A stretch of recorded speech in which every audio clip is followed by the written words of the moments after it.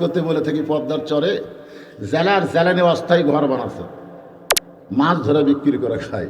হঠাৎ একদিন উঠছে ঝড়, চাটাইয়ের ঘর তো, চারিদিকে পর্দার চরের বালি উঠতেছে। এখন জেলা জ্বালানি ঘরের মধ্যে আল্লাহর জিকির করতেছে, কিন্তু ঝড় থামে না। 1-1 ঘন্টা হয়ে গেছে, ঝড় যখন থামে না, তখন স্বামী বলতেছে বিবিকে, কে গো, যে হারে ঝড় উঠছে আমার যে পেশাব লাগলো। বউ বলতেছে ইন্নাল্লাহ মা'আস সাবিরিন, ধৈর্যশীলদের সঙ্গে আল্লাহ আছে। জোরে পেশাব লাগছে, আমি কন্ট্রোল করে পারতেছি না, তাহলে ঘরের কোনাত করি। এত বড় মানুষ ঘরের কোনাত পেশা করে থাকা যাবে? স্বামী কই তাহলে কি করবো রে? বউ বলতেছে একটা কাম করেন, এত জোরেই যখন লাগছে আপনি এখন কান্দর চড়েন, কান্দর ছেড়ে ওই চাটায় আপনার যন্ত্র মোতাবেক একটা স্যাপ করেন।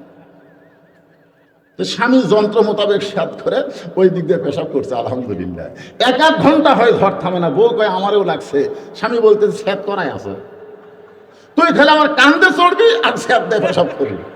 এবার বউ স্বামীর কান্দে চলে স্যাপ বরাবর পেশাব করে, পেশাব দিয়ে স্বামীর বুক ভিতরে হয়। স্বামী চিল্লাবে, এই কোন জায়গায় পেশাব করিস, কোন জায়গায় পড়ে? বউ বলে মরার স্বামী জানো না, সব জায়গায় সমান অধিকার চলে না। ধরে গানটা তো ঠিক না? আপনার বলেন তো সব জায়গায় সমান অধিকার চলবে? একটু মনোযোগ দিয়ে শুনবেন। হাসান হোসেন 2 ভাই যখন অন্য ঘরে গেছে, এমন সময় ফাতেমা দরজা বন্ধ করেছে। সেই মাত্র ফাতেমা দরজা বন্ধ করলো, এমন সময় হযরত আলী মাথার টুপি খুলেছে। আল্লাহর নবীর সুন্নত, সুবহানাল্লাহ। মা আয়েশা যখন ঘরের মধ্যে ঢুকছে, এমন সময় আল্লাহর নবী আর বসে থাকলেন না। নবী দাঁড়িয়ে গিয়ে আস্তে করে উঠে গিয়ে দরজা জানলা বন্ধ করে দিলেন। আমাদের মা আয়েশা থরথর করে কাঁপতেছে। রাসূল বলে, আয়েশা কাঁপো কেন? বলে, আপনি হলেন শ্রেষ্ঠ নবী, বিশ্ব নবী, আপনার ঘরের মধ্যে ঢুকে যদি কোনো বেয়াদবি হয়ে যায়, এই জন্যই আমার শরীর কাঁপতেছে। আল্লাহ রাসূল বললেন, আমি বিশ্ব নবী, শ্রেষ্ঠ নবী, এটা ঠিক, কিন্তু এখন নাই। আয়েশা বলে, হুজুর তাহলে এখন কি? বলে, যখনই দরজা জানলা বন্ধ হয়েছে, তখন আমি হলাম স্বামী, তুমি আমার বিবি। দরে কান সুবহানাল্লাহ।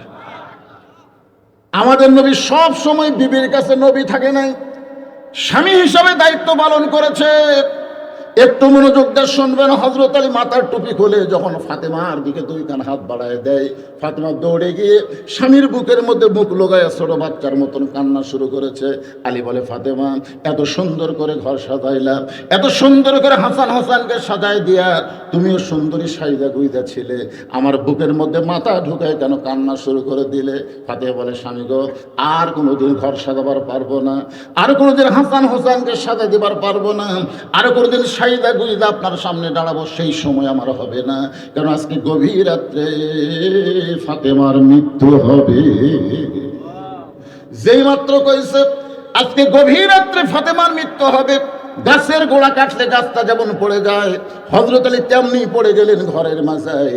মা ফাতেমা মুস্কি মুস্কি হেসে এই স্বামীর কপালে একটা চুমো দিয়ে বলে, স্বামী গো, এমন করে আপনি কাঁদবেন না, এ দুনিয়ার সাকার জায়গা না, এ দুনিয়াতে আসলে যাইতে হবে। আজকে কোরআনের জান্নাতি নারীদের জন্য ওয়াজ যদি শুনতে চান, তাহলে এই হক কথাটা বলতে হবে। হক কথা, জাআত সাকারাতুল মাউতু হক। আপনারা বলেন তো, মৃত্যু যে সত্য, এ ব্যাপারে হিন্দুকেরও সন্দেহ নেই। আল্লাহ কোরআনে বলেছেন, ওয়ামান ইয়াবতাগি গায়রাল ইসলাম দীনান ফালান ইউকবালা মিনহু।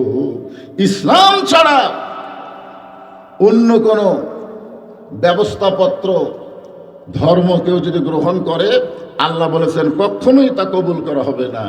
আমার আগে আব্দুল আলামিন দিন সম্পর্কে আপনাদের বলেছেন, কারণ লাকুম দিনুকুম ওয়ালিয়া দিন। এখানে আমাদের খুব খেয়াল করা লাগবে। ওমাইয়াবতাগি গয়রাল ইসলাম আর দীনান ফালা ইউকবালা মিনহু। অনেকে বলে ইসলাম একটা ধর্মের নাম। ইসলাম কিন্তু ধর্মের নাম না, ইসলাম হলো একটা জীবন ব্যবস্থার নাম। ধরে কোন কথা ঠিক কিনা? এখন বলেন, এই জীবন ব্যবস্থার মধ্যে পুরুষ এবং নারী দুইটাই আছে না নাই? কিন্তু আমাকে দেওয়া হয়েছে নারীরা জান্নাতি নারী। এখন আসেন জান্নাতি নারী সম্পর্কে জানবার গেলে আমার মায়েদের জন্য বলতেছি, মা, 2টা আয়াত আপনারা খেয়াল করেন। এই 2টা আয়াতকে সামনে নিয়েই আপনাদের সামনে আলোচনা করা হবে। আল্লাহ কোরআনের এক জায়গায় বলেছেন, হুন্না লিবাসুল লাকুম ওয়া আনতুম লিবাসুল লাহুন্না। জোরে কান আল্লাহু আকবার। আসেন এখন আলোচনা করতেছি। আলোচনার শুরুতে আমরা চলে যাব আমাদের পথ প্রদর্শক মহামানব আল্লাহর নবীর কাছে। গভীর রাত্রে নবীর ঘুম ভেঙে গেছে। গভীর রাত্রে নবী ঘুম থেকে চেতন পায়, দেখে খাদিজাতুল কুবরা আল্লাহ নবীর ডান হাতখানা বুকের মধ্যে নিয়ে কাঁদতেছে। তো আল্লাহ রসুল বললেন, খাদিজা, দুনিয়ার সবাই ঘুম পাড়ে, আমিও ঘুম পাড়ি, আমার হাতটা বুকের মধ্যে নিয়ে কাঁদেন কেন? খাদিজা বলতেছে, হুজুর, যে কোনো সময় আমার মৃত্যু হবে, যে কোনো সময়। তো মরার আগে আমি আমার ব্যাপারে কোনো খোঁজ খবরই ইসলামে আছে কিনা জানতে চাই। মরার আগে খোঁজ খবরই জানার দরকার আছে না নাই? আমাদের কি খবর? কোনো খবর নাই। আল্লাহ কোরআনে বলেন, ইয়া আইয়ুহাল্লাযীনা আমানুত্তাকুল্লাহা হাক্কা তুকাতিহি ওয়া লা তামুতুন্না ইল্লা ওয়া আনতুম মুসলিমুন। আল্লাহ বলেছেন, মুসলমান না হয়ে মৃত্যুবরণ করো না। আমাদের কি খবর? আব্দুল আলামিন যে ওয়াজ করলো তাতে বোঝা গেল মুনাফিকই বেশি, মানে ফজরে মুসল্লি কম। আপনার বলেন তো, কাফের আর মুনাফিক এই দুইটার মধ্যে খারাপ কোনটা? বেশি খারাপ কোনটা? কারণ কাফের থাকবে জাহান্নামের উপরে আর মুনাফিক থাকবে জাহান্নামের নিচে। কাফের বেঈমানের যে পেশাব পায়খানা করবে, মুনাফিক নিচে থেকে সেটা খাবে। হায় হায় রে, মুনাফিকের ওয়াজ শোনার পরে আমাদের মধ্যে চেতনাই হয়নি।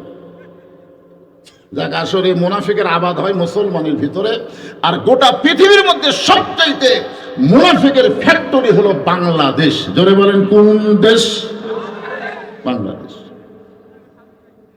এখন আসেন, আল্লাহ রাসূল বললেন, খাদিজা, আপনি কি জানেন এই পৃথিবীতে 10 জন পুরুষকে জান্নাতের সার্টিফিকেট দেওয়া হয়েছে, আবার 10 জন নারীকেও আল্লাহ জান্নাতের সার্টিফিকেট দিয়েছে। সুবহানাল্লাহ। এতদিন আমরা জানতাম শুধু পুরুষকে, আশারে মুবাশশারা 10 জন পুরুষ, এইটুকুই আমরা জানতাম। কিন্তু আজকে মা বোনদের কল্যাণে আমরা শুধু পুরুষ 10 জন না, নারী 10 জনকেও আমাদের জানা দরকার। জোরে গান কথা ঠিক কিনা? হ্যাঁ, ইসলামের শুধু পুরুষ না, নারীকেও গুরুত্ব দেওয়া লাগবে। এই জন্য আয়াত পড়েছি, হুন্না লিবাসুল লাকুম ওয়া আনতুম লিবাসুল লাহুন্না। স্বামী হলো বিবির পোশাক, বিবি হলো স্বামীর পোশাক, তার মানে সমান সমান। আজকে বাংলাদেশে তুলি নামে একজন নারী বিএনপির থেকে এমপি মনোনীত পদপ্রার্থী, ও আবার এমন একটা ভাষা তুলতেছে যে নারীদেরকে ইসলাম নাকি সবচাইতে খাটো করেছে, যার কারণে বাংলাদেশের স্লোগান হলো নারী পুরুষের সমান অধিকার দিতে হবে, দিতে হবে। এখন আপনারা বলেন, হুন্না লিবাসুল্লাহ কুম আনতুম লিবাসুল্লাহ হুন্না মানে কি? এখানে সমান অধিকার আছে না নাই? এক বিছনায় ঘুমাতে গেলে ল্যাপ কয়টা? কথা কয় না। স্বামী স্ত্রী যখন ঘুমাবার যাবেন তখন 2 কম্বল চলবে না, কম্বল একটাই হওয়া লাগবে। বালুস 2টা চলবে না, দরকার হলে লম্বা করে এক বালুস বানাতে হবে, লম্বা করে। একই বালিশে স্বামী স্ত্রী ঘুমাতে হবে। এই আয়াতকে আমল করতে গেলে ঘুমানোর সময়, অন্য সময় আপনি যা করেন করেন, ঘুমানোর শুরুতে স্বামীর মুখ আর বিবির মুখ মুখামুখি ঘুমানো রাসূলের সুন্নাত। সুবহানাল্লাহ করছেন না? আপনারা সুবহানাল্লাহ করলেও মা বোনেরা বলবে, হুজুর এই ওয়াজ করেন না।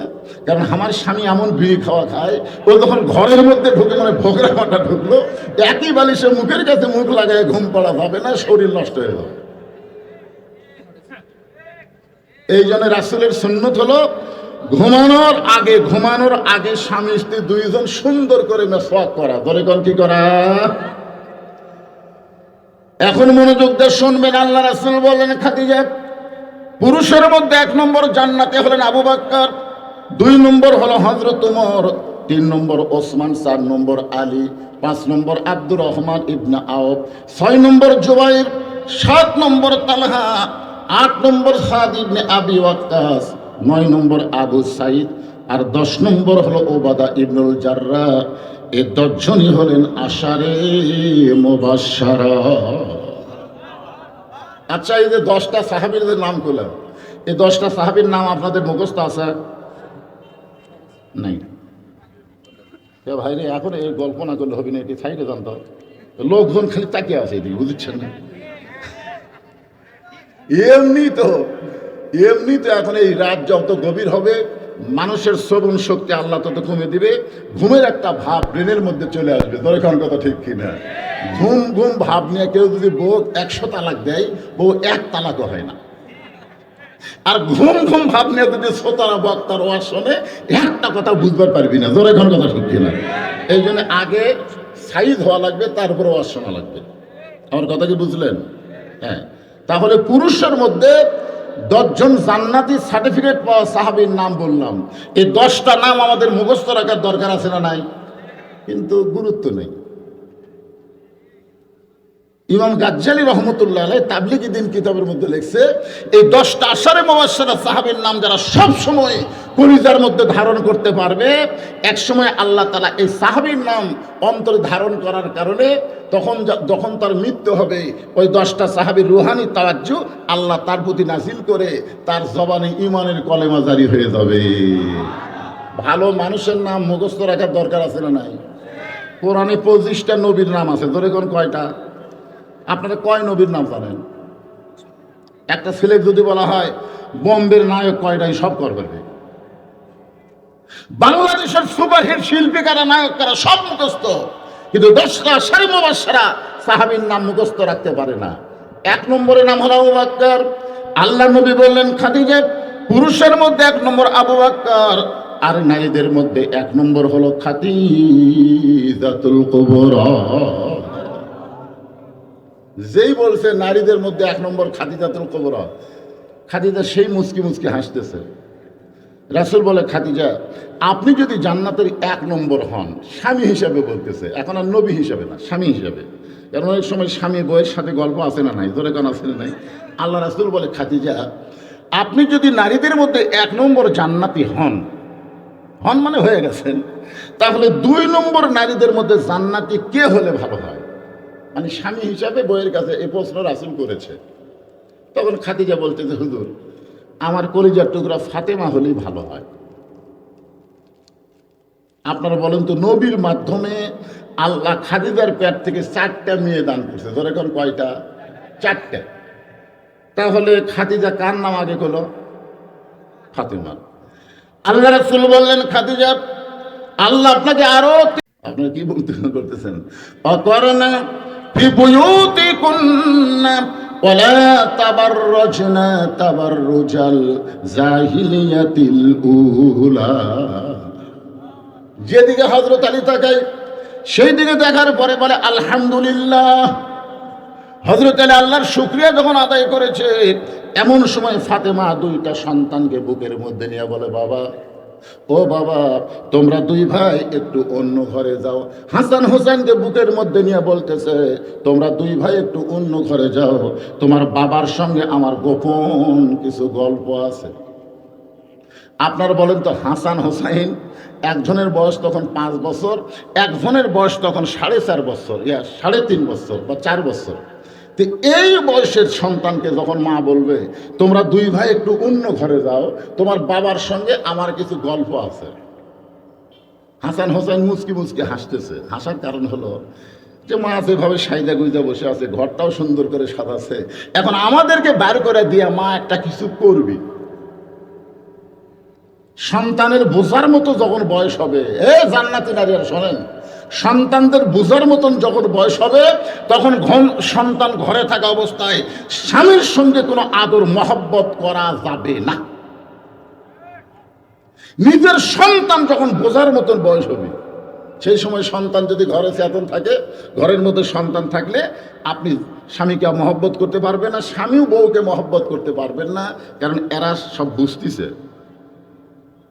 আচ্ছা, বোঝার বয়স কখন? আপনাদের কাছে একটা সন্তান, ছেলে হোক মেয়ে হোক, বোঝার বয়স কখন হয়? কয় বছর?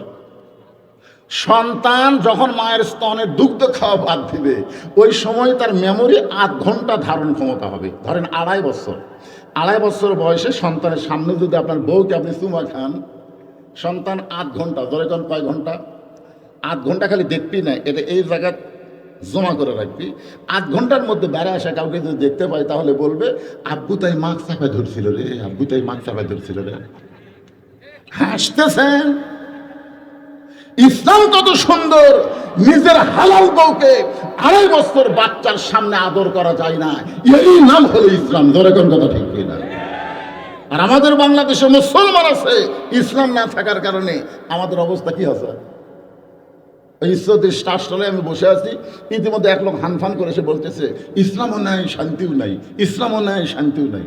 আমি কাছে গিয়ে বললাম ঠিকই করেছেন ভাই, ইসলাম না থাকলে শান্তি থাকবে না। হুজুরেরা সেই ইসলাম হয়তো। আমি বললাম এটা আবার কোন ইসলাম? বলে মুসলমানের ইসলাম। হিন্দুর মেয়ে শান্তি কিনা বার হয়ে গেছে, এখন সবাই খুঁজতেছে হিন্দুরা শান্তি নাই, মুসলমান খুঁজে দেখে ইসলাম নেই।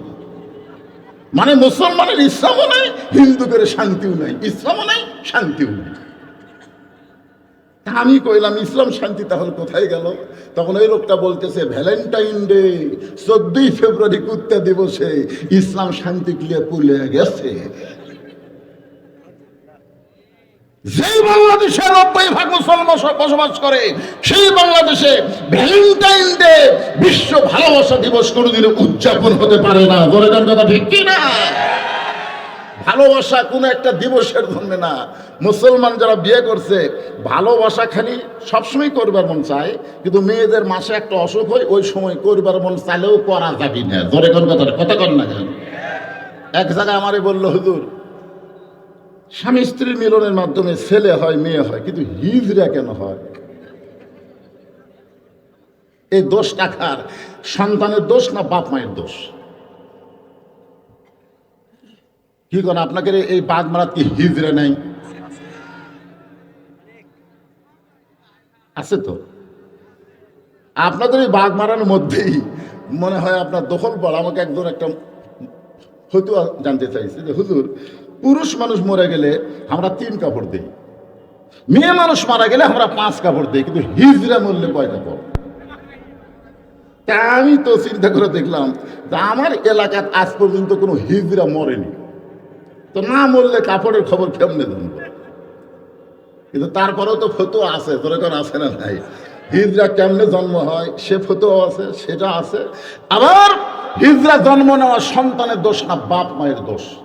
মাসিক অবস্থায় কোনো বাপ মা যদি মিলন করে আর ওই মিলনে পেটে যদি সন্তান আসে, ওই সন্তান হিজড়া হয়। এজন্য মাসিক অবস্থায় স্বামী স্ত্রী মিলন করা যাবে, যতই মন চায় চলবি। এর জোরে কর না কেন? জোরে কর না কেন? একটু মনোযোগ দিয়ে শুনবেন। হাসান হোসেন 2 ভাই যখন বাইরে যায়, এমন সময় ফাতেমা ঘরের দরজা বন্ধ করে দেয়। যেই মাত্র ফাতেমা ঘরের দরজা বন্ধ করেছে, সঙ্গে সঙ্গে হযরত আলী মাথার টুপি খুলছে। কি খুলছে? আপনারা বলেন তো, যত বড়ই হুজুর হোক, বউ যদি দরজা বন্ধ করে ওই আর হুজুর থাকে? আপনাদের কি মনে হয় আমি যে ওয়াজ করতেছি আপনার এলাকায়, বাড়ির যখন যাই এই টুপি মাথাতে বউয়ের কাছে ঘুমায়? যদি আমার খুলতে দেরি হয়, বউ খুলতে দেরি করবি না, আমার কাছে কোনো হুজুরগিরি চলবি না। তুমি যা ফাঁকি মারছো আর ফাঁকি দেওয়া চলবে না। অন্তত আল্লাহর কোরআনের আমল করো। হুন্না লিবাসুল্লাকুম ওয়া আনতুম লিবাসুল্লাহুন্না। কি ভাবছেন? এখন এই বিএনপির নেত্রী মিছিল করতেছে নারী পুরুষের সমান অধিকার দিতে হবে, দিতে হবে। আসলে যে আয়াতে কারিমা তেলাওয়াত করলাম, এখানে তো সমানের কথা আছে। আপনারা বলেন তো, আল্লাহ কি কোরআনে বলেছেন আর রিজালু কাওয়ামুনা আলান নিসা, পুরুষ থাকবে নারীদের উপরে? এই কথা কোরআনে আছে না নাই? করে আছে না নাই? তাহলে কোরআনে যদি আল্লাহ বলেন পুরুষ থাকবে নারীর উপরে, আর নারীরা যদি মিছিল করে নারী পুরুষের সমান অধিকার, তাহলে প্রত্যেকটা মরদ মানুষ বলবে দেওয়া যাবে না। অথচ কতগুলো হিজড়া নামক মরদ মানুষ ওই নারীদের সঙ্গে মিছিল করে দিতে হবে, দিতে হবে। যেই মরদেরা বলবে নারী পুরুষের সমান অধিকার দিতে হবে, বুঝবেন ও পুরুষ না, ওই তলে তলে হিজড়া হচ্ছে। ধরে করে কথা ঠিক কিনা? আপনারা কি আল্লাহর কোরআন মানেন না? এই জান্নাতি নারীরা শোনেন, পর্দার অন্তরে যারা বসে আছেন শোনেন, সব জায়গায় সমান অধিকার চলবে না তো। জাগা বুঝা। নারী যদি মা হয় তাহলে বাপের মতো সমান অধিকার না, মায়ের দাম বাপের চাইতে 3 গুণ বেশি। জোরে কোন কথা ঠিক কিনা? আপনারা বলেন তো কার পায়ের তলে বেহেশত, মায়ের না বাপের? তাহলে এই জায়গা বাপের চাইতে আল্লাহ মায়ের দাম বেশি দিলেন। মায়ের দাম বাপের চাইতে অনেক বেশি, মেয়ের দাম ছেলের চাইতে বেশি, কিন্তু স্বামীর দাম বইয়ের চাইতে বেশি। এখন এই জায়গা তো সমান করতেছে। আমি ওয়াজ করতে বলে থাকি পদ্মার চরে জেলার জেলানি অস্থায়ী ঘর বানাচ্ছে, মাছ ধরে বিক্রি করে খায়। হঠাৎ একদিন উঠছে ঝড়, চাটাইয়ের ঘর তো, চারিদিকে পর্দার চরের বালু উঠতেছে। এখন জেলা জ্বালানি ঘরের মধ্যে আল্লাহর জিকির করতেছে, কিন্তু ঝড় থামে না। 1-1 ঘন্টা হয়ে গেছে, ঝড় যখন থামে না তখন স্বামী বলতেছে বিবিকে, কে গো, যে হারে ঝড় উঠছে আমার যে পেশাব লাগলো। বউ বলতেছে ইন্নাল্লাহ মা'আস সাবিরিন, ধৈর্যশীলদের সঙ্গে আল্লাহ আছে।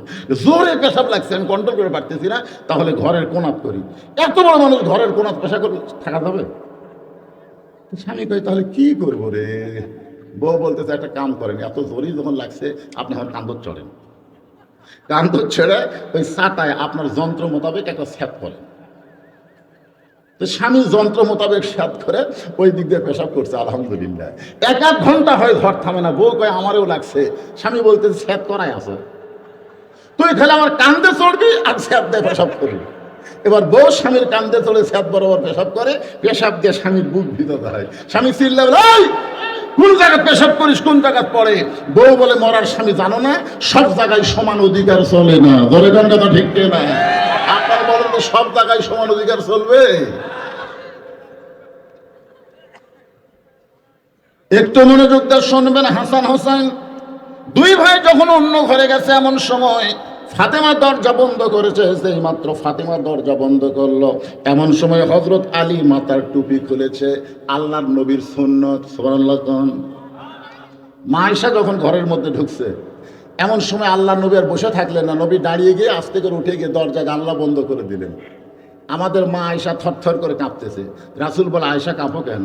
বলে, আপনি হলেন শ্রেষ্ঠ নবী, বিশ্ব নবী, আপনার ঘরের মধ্যে ঢুকে যদি কোনো বেয়াদবি হয়ে যায় এই জন্যই আমার শরীর কাঁপতেছে। আল্লাহ রাসূল বললেন, আমি বিশ্ব নবী, শ্রেষ্ঠ নবী, এটা ঠিক, কিন্তু এখন নাই। আয়েশা বলে, হুজুর তাহলে এখন কি? বলে, যখনই দরজা জানলা বন্ধ হয়েছে তখন আমি হলাম স্বামী, তুমি আমার বিবি। দরে কান সুবহানাল্লাহ। আমাদের নবী সব সময় বিবির কাছে নবী থাকে নাই, স্বামী হিসাবে দায়িত্ব পালন করেছে।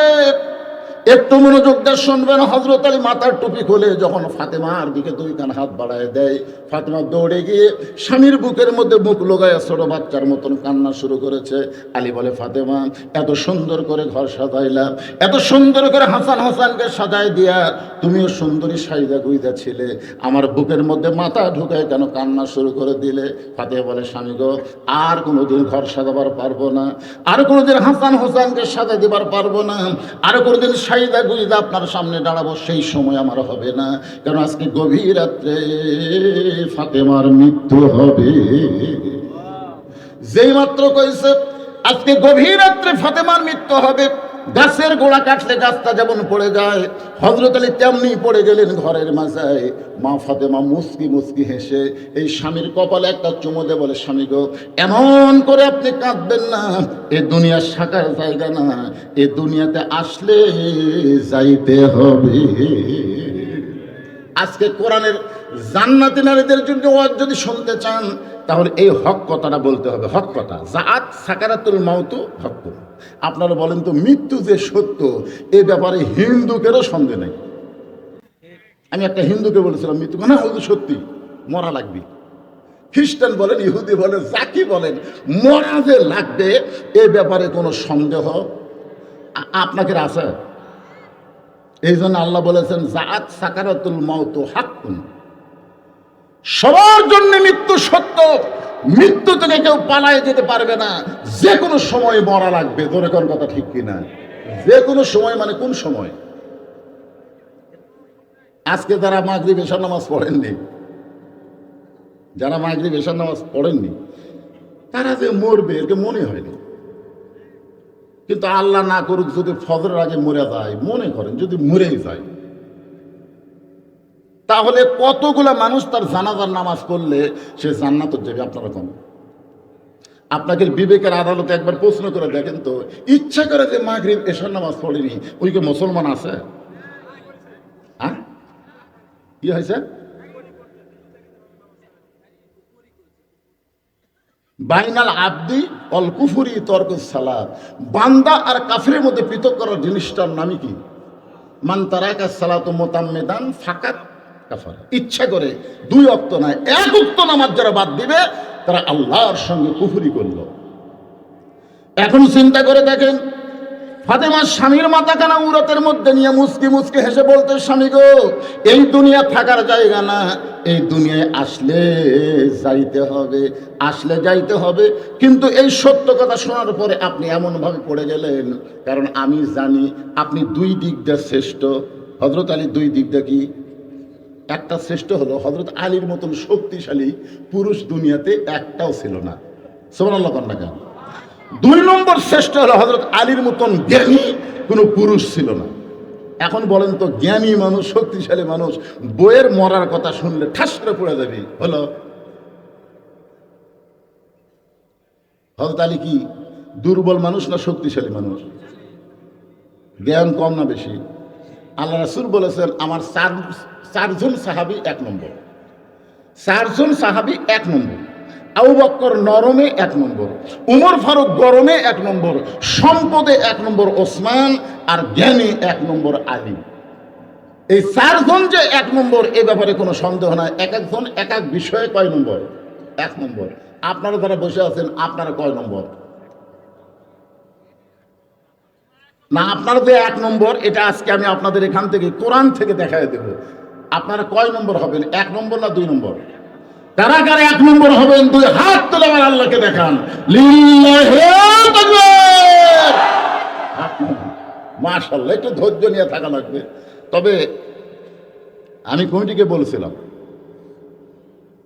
যে তোমরা ওই আব্দুল্লাহ আলামিন যখন আলোচনা করে ওই সময় তোমরা রুমাল ব্যাগ নামে দিও, কিন্তু তারা আমার কথা খুব একটা গুরুত্ব দেয়নি। বলছে, না হুজুর, আপনি ওয়াজ শুরু করার সময় এই কামটা করবেন। তা আমি যখন ওয়াজ শুরু করবো, আসার সময় দেখি কিছু ভন ভন করে চলে যাচ্ছে। আসে যদি আপনাকে বলি খুতবা দিয়ে, ভাই কিছু দেন ভাই, তাহলে আপনাদের মধ্যে অনেকে রাগ করবে, কারণ এই শুরুই না করতে চাওয়া শুরু করলো।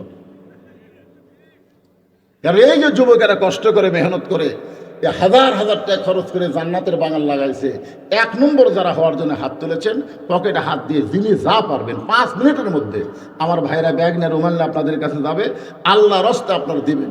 বিশ্বাস করবেন, এটা জীবনের শেষ দান হতে পারে, কারণ যে কোনো সময় আমাদের মৃত্যু হবে। ধরে কারণ কথা ঠিক কিনা? আজকের এই দানটা, এই কোরআনকে ভালোবেসে যেটা দিবেন, হতে পারে আপনার জীবনের শেষ দান। এই মনে করে পকেটের মধ্যে যা আছে ভাইজান, যদি 200 থাকে, 100 থাকে, 50 থাকে, 20 থাকে, আপনি দেখবেন এই 4টার মধ্যে কোনটাকে আপনি বেশি ভালোবাসেন। 200 বেশি ভালোবাসেন, 100 বাসেন, 50 বাসেন, না 20 বাসেন? যেটা বেশি ভালোবাসেন, লান তানালুল বিররা হাত্তা তুনফিকু মিম্মা তুহিব্বুন, এই মহব্বতের জিনিসটা আল্লাহ দিয়ে দিবেন। কে রে ব্যাগওয়ালারা কোথায় রে?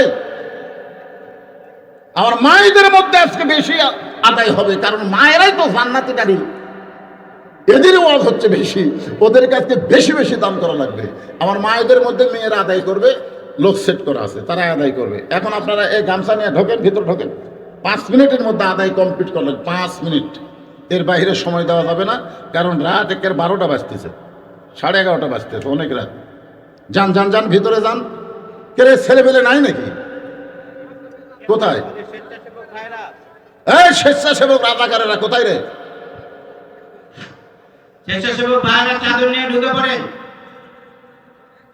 অনেকে মনে করছে পশ্চিম দিক পূর্ব দিক যে রাজাকার মানে, আরে রাজাকার মানে স্বেচ্ছাসেবক। হ্যাঁ, বোঝে না তো, তাই রাজাকার কয়। যান আপনারা ভিতরে যান, যিনি যা পারেন আল্লাহর রাস্তায় দিয়ে দেন। এই ফাঁকে একজন আমার কাছে 500 টাকা দিয়ে গেছে, কারণ ভাবছি এখানে তো হয়তো চাদর আসবে না। তা আপনারা যারা চেয়ারে বসে আছেন, টেজের উপর বসে আছেন, তারা 500, 1000, 2000 দিতে পারে। পিছনে ওঠা শুরু হলো কেন? এখন হাত তুললেন 1 নম্বর হবেন, টাকা চালিয়ে উঠে চলে যাবেন। আপনি যে কয় নম্বর পড়বেন, 2ও তো থাকবেন না। কথা বলে ওয়াজ করবো যতক্ষণ আপনার বসে থাকবেন, সমস্যা নাই। কেবল হযরত আলী কাত হয়ে পড়ে গেছে, ফাতেমার উরাতের উপরে মাথা উঠছে, মনে আছে না ভুলে গেছেন? জান্নাতীরা শুনবেন না? প্রত্যেকটা ঘরে ঘরে বউ যদি ভালো হয়, প্রত্যেকটা পুরুষ মানুষ দুনিয়াতে জান্নাতে শান্তি পাবে। জোরে কোন কথা ঠিক কিনা? হ্যাঁ, জান্নাতে নারী মানে আমার বউ, আমার মা, এদেরকে নিয়েই তো আসুন। যান ব্যাগলা চাদরলে যান, এগুলো এখন বলার দরকার আছে ভাই। নাজমুল হোসেন 7,000 টাকা নগদে দান করেছে। আল্লাহ নাজমুলের দানকে কবুল করেন। এই যে 60,000 টাকা এখানে পিন দিয়ে আটকে দিচ্ছে নাজমুল হোসেন। আল্লাহ বাবার জন্য দোয়া চাই, আল্লাহ তার বাবার কবরকে জান্নাতের টুকরা বানায়। এই ব্যাগলে নামছে, আপনার দিয়ে দেন, বার করেন, একটু জিকির করেন আর দান করেন। আর জায়গা দ্বারা ফাঁকা করে উঠে যাচ্ছে, অসুবিধা নেই। শোনেন, চিটা পাতান সবসময় ধানের সাথে থাকতে পারে? জোরে কোন পারে? যখন ধান বের হয়েছে তখন চিটা পাতান ধানকে বলতেছে তুইও যা, আমিও তাই। ধান বলতেছে না, তুই আমার কাছে থাকতে পারবো না। ধান যখন কাটা বাড়িতে আসতেছে গাড়িতে করে, কান্দত করে, তখন চিটা পাতান ধানকে কয় তুইও যা, আমিও তাই। তুইও সুখ খাস, আমিও সুখ খাই। যখন ধান নিয়ে এসে বাড়িতে মারার পরে ধানে ঠিক হয়ে গেল, তখন চিটা পাতান কি কয় তুইও যা, আমিও তাই। একই জায়গা। ধান কয় ধৈর্য ধর, এক জায়গায় থাকার কথা না। শেষে তখন বাতাস শুরু হয়ে যায়, তখন চিটা পাতান আর থাকবার পারে না, উড়ে যায়। ধানগুলা কয় এখন খবর কি ভাই? তো এই আজকের মাহফিলে যারা চিটা পাতান, এই আদায়ের কথা শুনলি এরা উঠে চলে যাবে। পাতান থাকতে পারে, বাতাস লাগতেছে, উঠে চলে যাবে। চিটা পাতান হয়েন, আল্লাহর রাস্তায় বসেন। আল্লাহর একজন বান্দা 1,000 টাকা দান করেছে এই কোরআনের মাহফিল, আল্লাহ তার দানকে কবুল করেন। বর্তমান ভারপ্রাপ্ত চেয়ারম্যান 5,000 টাকা নগদ, 5,000 টাকা বাকি। লিল্লাহি তাকবীর। বর্তমানের ভারপ্রাপ্ত চেয়ারম্যান সাহেবের নাম কি?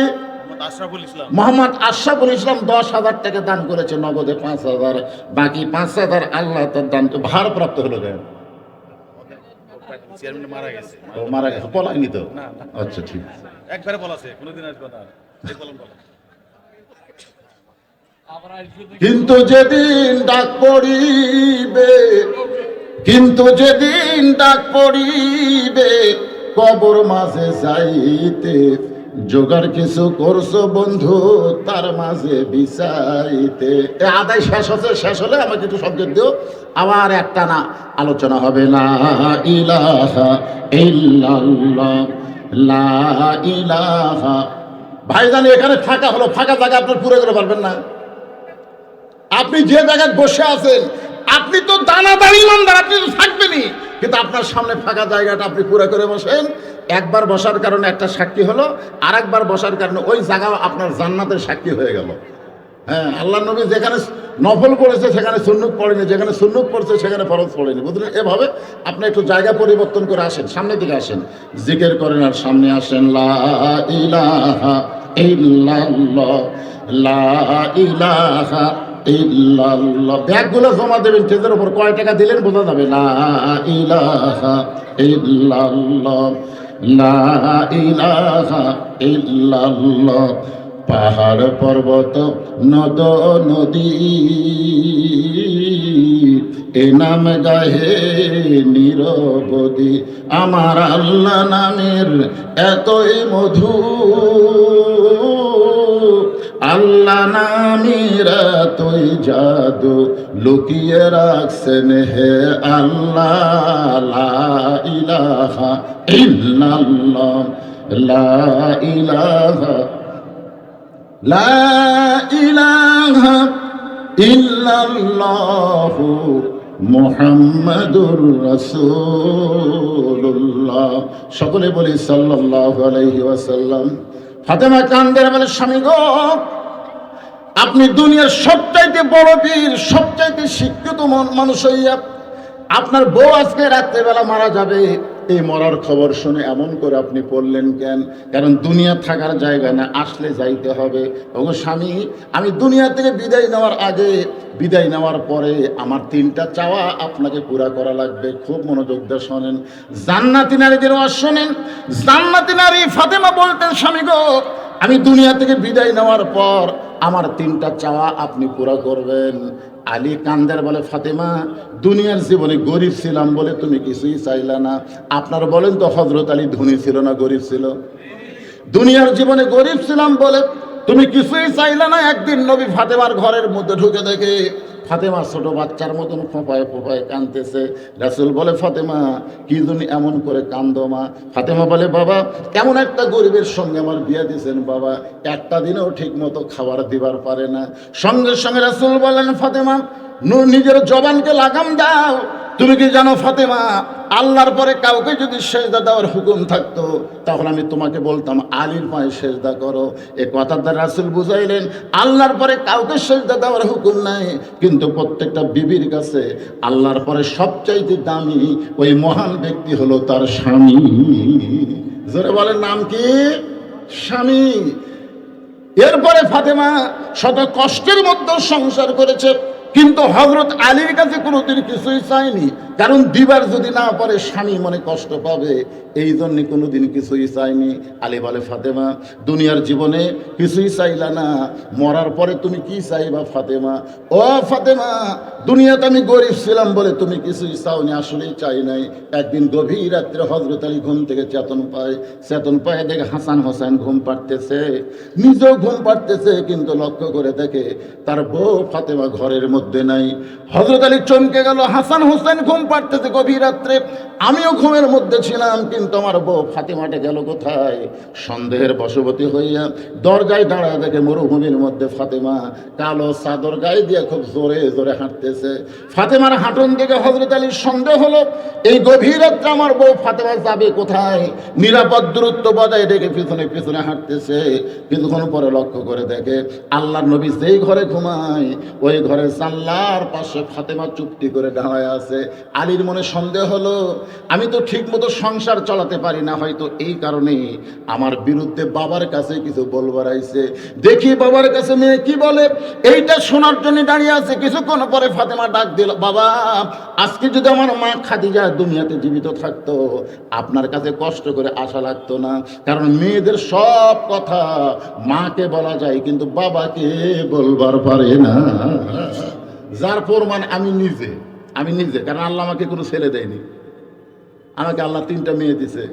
মেয়েদের যখন কিছু লাগে তখন আমার 3 মেয়ে ঘরের মধ্যে এসে দাঁড়িয়ে থাকে। আমি যখন নিজের ইচ্ছায় বলি মা তোমাদের কিছু লাগবে, যেটা আপনি যদি বুঝতে পারেন, মেয়েরা বলতেছে আপনি যদি বুঝবার পারেন। আমি তখন 3 মেয়েকে 300 টাকা দিয়ে দিলাম, 100 করে 300 দিয়ে দিলাম, দিয়ে বললাম মা আর কি লাগবে সেটা আপনার বিবেচনা। তখন আবার 100 করে 3 জনকে দিয়ে দিলাম, দিয়ে বললাম মা হয়েছে, এটাই যদি শেষ হয় অসুবিধা কি? তখন বুঝলাম এখন একে মন ক্লিয়ার হয়নি, তখন 3 জনকে আবার 300 করে যেই দিলাম তারা হাসতে হাসতে ঘর থেকে বাইরে গেল। আল্লাহ তো ছেলে দেয়নি, মেয়েরা এইভাবে টাকা নেয় এটা আমি জানি, কিন্তু ছেলেরা কিভাবে নেয় এটা জানার জন্য আমার বড় ভাইয়ের কাছে গিয়ে বললাম, ভাই আল্লাহ আপনাকে মেয়েও দিছে ছেলেও দিছে, তো আপনার ছেলে কিভাবে টাকা চায় একটু আমাকে বলেন তো। আর বড় ভাই বলতে শালার লাগবে 106,000, শালার লাগবে 106,000, এখানে বেটা শালা কথা সরাসরি। তখন আমি বললাম আল্লাহ রে, এই বেটা না হয় ভালো হয়েছে, তো এখন কথা ঠিক কিনা। মেয়েরা খুবই শরম করে বাপের জন্য, করে কি করে না? ধরে করে কি করে না? এখন ফাতেমা বলতেছে, বাবা আমার মা খাদিজা যদি জীবিত থাকতো আমি মায়ের কাছে সব কিছু বলতে পারতাম, কিন্তু আমার মা দুনিয়া থেকে বিদায় নিয়েছে বাবা, এই কারণেই আপনার জানলার কাছে মেহেরবানি করে একটু দরজা খুলে দেন। সঙ্গে সঙ্গে নবী ঘরের দরজা খুলে দিল। নবী যেই মাত্র দরজা খুলেছে ফাতেমা দৌড়ে গিয়ে নবীর ঘরের মধ্যে ঢুকলেন। এমন সময় হযরত আলী এসে জানলার পাশে দাঁড়ায় আছে। এই জন্য দাঁড়াইছে, দেখি বাপ মেয়ের মধ্যে কি গল্প হয় এটা শোনা যায় কিনা। আল্লাহ নবী বললেন, ফাতেমা তুই একা একা কেন ঘরের মধ্যে ঢুকলি মা? আমার আলীকে ঘরের মধ্যে নিয়ে আলী চমকে উঠছে, কেরি আমি যে জানলার কাছে, এটা নবী কেমনে জানল? আসলে নবী জানে না, নবী জানে না আলী জানলার কাছে, এটা নবী জানে না। আমাদের নবী হলেন পৃথিবীর শ্রেষ্ঠ বাবা, ধরে কোন কথা ঠিক কিনা? কারণ গভীর রাত্রে মেয়ে যখন বাবার কাছে গেছে প্রত্যেকটা বাবাই বলবে আমার জামাই কোথায়, তুই একলা কেন? এটা বলবেন না, আপনি বলবেন না আপনার বিয়ে দাও মেয়ে যদি আপনার কাছে আসে রাত্রেবেলায়? আল্লাহ নবী বাবা হিসাবে বলেছেন, ফাতেমা তুই একা একা কেন ঢুকলি মা, আলীকেও ঘরের মধ্যে আসতে বল। সঙ্গে সঙ্গে ফাতেমা বলে, বাবা আমার হাসান হোসেন ঘুম পাড়তেছে, তার বাবাও ঘুম পাড়তেছে, আমার স্বামী আলী এমন ঘুম পাড়তেছে, আমি তাকে কয়েকবার ডাক দেবার চাইলাম, কিন্তু ঘুমের সাইজ দেখে ডাক দেওয়া বেয়াদবি হবে মনে করে আমি একা একা আপনার কাছে আইছি। বাবা মেহেরবানি করে আপনি একটু বাতি জ্বালান। রাসূল বলে, ফাতেমা কি বলবি বল, তাড়াতাড়ি বল, কারণ আলী যদি চেতন পায়, আলী যদি চেতন পায় আর বউকে যদি কাছে না দেখে, যত বড়ই হুজুর হোক না কেন সন্দেহ হবে। আপনার বলেন তো নবী কি ভুল বলছে? ইফকের ঘটনা এই যে কোরআনেও আছে, হাদিস শরীফে আছে। মা আয়েশা সম্পর্কে নবীর কাছে একজন একটু বলেছিল, নবীর সন্দেহ ছিল না, যেরকম সন্দেহ ছিল না, মা আয়েশাকে ভিন্ন রাখছিল। কি জন্যে? কারণ রাসূল তো নিজের থেকে কিছু করবে না। মা ইয়ানতিকু আনিল হাওয়া ইন হুয়া ইল্লা ওয়াহয়ুহা। আল্লাহু আকবার। নবী বাবা হিসেবে বলতেছেন, আলী যদি চেতন পায় আর তোকে যদি ঘরের মধ্যে দেখতে না পায় তাহলে কিন্তু সন্দেহ করবে মা। সঙ্গে সঙ্গে ফাতেমা বললেন, বাবা আমার স্বামীর সম্পর্কে এমন কথা কেমনে বললেন? আমার বিশ্বাস পৃথিবীর সব স্বামী বউকে সন্দেহ করতে পারে, কিন্তু আমার স্বামী কোনোদিন আমাকে সন্দেহ করবে না। সুবহানাল্লাহ করছেন কেন? আলী কোন জায়গা খাড়াই আছে? হ্যাঁ, জানলাত খাড়াই আছে কি করে? এমনি এমনি সন্দেহ করেই তো দাঁড়া আছে। কিন্তু ফাতেমা জান্নাতের আলী হওয়ার কারণে সে বলতেছে, দুনিয়ার সমস্ত স্বামী বউকে সন্দেহ করতে পারে, কিন্তু আমার স্বামী আমাকে করবে না। মায়েরা কোন সময় স্বামীকে সন্দেহ করবেন না। জোরে কোন কথা ঠিক কিনা? এই সন্দেহ করার কারণে অধিকাংশ সংসারে অশান্তি।